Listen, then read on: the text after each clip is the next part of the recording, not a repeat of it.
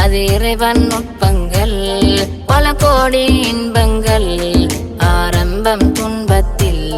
அதன் அந்தம் சுவனத்தில் அது இறைவன் நுட்பங்கள் பல கோடி இன்பங்கள்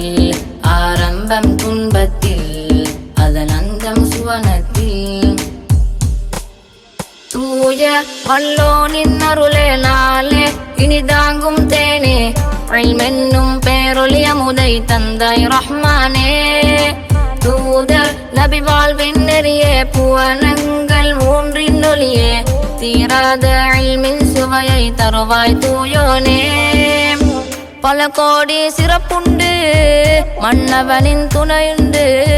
மறுவாழ்வோ சுவனத்தில் எமக்கான இடமுண்டு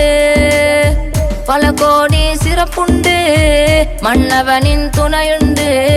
மறு